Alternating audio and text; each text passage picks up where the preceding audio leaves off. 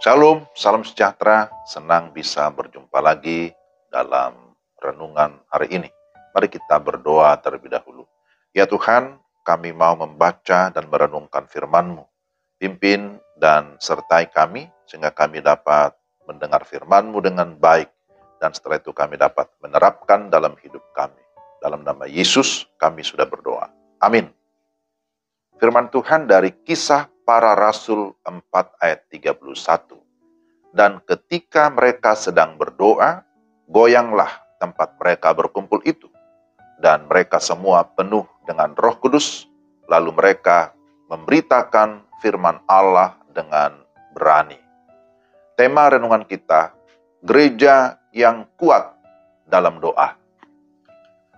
Saudara-saudara yang dikasihi Tuhan, belajar dari kehidupan doa jemaat mula-mula hendak membawa kita untuk mengerti tentang cara pandang mengenai doa, bahwa ada kuasa, ada kekuatan doa. Bagaimana doa menjadi kekuatan dalam gereja? Maka kita akan melihat ada 3 hal penting. Pertama, doa harus didasarkan pada kuasa Allah.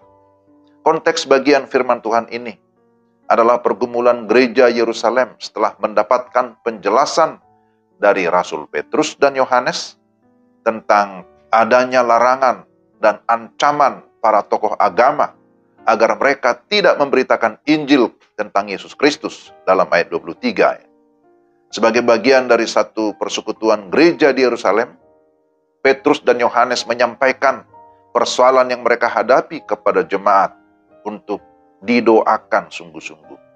Karena bagi jemaat di Yerusalem, doa adalah unsur penting di dalam persekutuan. Bahkan doa menjadi solusi dalam setiap persoalan. Kita bisa membaca dalam Kisah pasal 2 bahwa jemaat mula-mula bertekun di dalam doa. Lalu dalam pasal 4 ayat 24 disebutkan bahwa ketika teman-teman mereka mendengar hal itu, berserulah mereka bersama-sama kepada Allah. Bagian inilah yang disebut dengan kesepakatan dalam doa. Mereka berdoa bersama-sama. Mereka berseru bersama-sama di dalam kesehatian.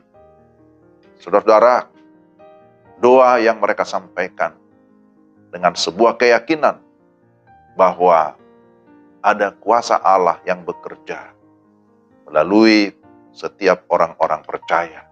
Yang kedua, doa yang didasarkan pada kebutuhan ataupun persoalan. Perhatikan doa yang disampaikan oleh jemaat mula-mula, bahwa sesungguhnya telah berkumpul di kota Yerusalem ada Herodes, Pontius Pilatus, beserta bangsa-bangsa dan suku-suku bangsa Israel. Jika dikelompokkan, maka terdapat 3 kelompok yang mengancam dan melarang gereja untuk memberitakan Injil, yaitu para penguasa atau para pemimpin bangsa yang diwakili oleh Herodes dan Pilatus. Lalu dikatakan ada bangsa-bangsa lain dan juga suku-suku yang ada di Israel sendiri yang sebenarnya kepunyaan Allah. Jadi ketiga kelompok inilah yang melemahkan iman gereja mula-mula, sehingga mereka mengalami ketakutan. Itu disebutkan dalam ayat 29, mereka berada dalam ketakutan. Namun demikian bukan berarti mereka berhenti untuk bersaksi. Mereka berhenti memberitakan Injil. Tidak. Tetapi mereka tetap menyadari bahwa gereja dipanggil oleh Allah untuk menjadi saksi, untuk memberitakan perbuatan Allah yang besar.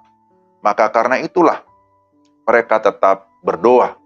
Karena doa merupakan solusi yang tepat untuk menghadapi segala tantangan, menghadapi pergumulan ataupun persoalan.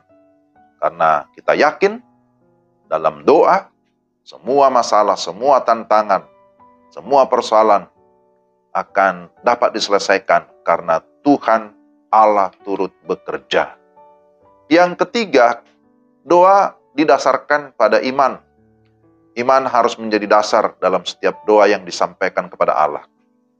Pada ayat 30 disebutkan bahwa jemaat di Yerusalem berseru kepada Allah supaya Ia mengulurkan tangannya untuk menyembuhkan orang, juga untuk mengadakan tanda-tanda, mujizat oleh nama Yesus. Dan hal itu terbukti di dalam ayat 31 dikatakan ketika mereka sedang berdoa, goyanglah tempat mereka berkumpul itu. Dan mereka semua penuh dengan Roh Kudus. Lalu mereka memiliki keberanian untuk memberitakan firman Allah. Pada awalnya, keberanian memberitakan Injil itu menjadi satu pergumulan yang berat. Tetapi ketika gereja sungguh-sungguh berdoa, jemaat sungguh-sungguh berdoa, maka dikatakan di sini Tuhan memberikan keberanian secara khusus di dalam memberitakan firman Allah. Saudara-saudara, doa itu menjadi sarana yang Tuhan berikan kepada gereja untuk kita terus terhubung dengan Allah, membangun komunikasi dengan Allah. Tapi juga kita meyakini ketika kita berdoa, kita akan semakin kuat. Gereja berdoa, maka gereja akan semakin kuat dan terus dimampukan untuk menjalankan misi Allah di tengah-tengah dunia ini. Demikian firman Tuhan, mari kita berdoa. Ya Tuhan, terima kasih untuk firman-Mu hari ini. Kiranya Tuhan menolong kami, untuk kami dapat menerapkan firman-Mu. Kami menjadi gereja atau jemaat atau orang percaya yang sungguh-sungguh memiliki ketekunan dalam doa. Karena dalam doa, kami percaya kuasa Allah, kekuatan Allah akan terus dinyatakan untuk memberikan kami kemenangan di dalam menghadapi segala pergumulan. Dalam nama Yesus kami berdoa. Amin. Demikianlah renungan kita hari ini. Tuhan memberkati saudara sekalian. Selamat beraktivitas. Shalom.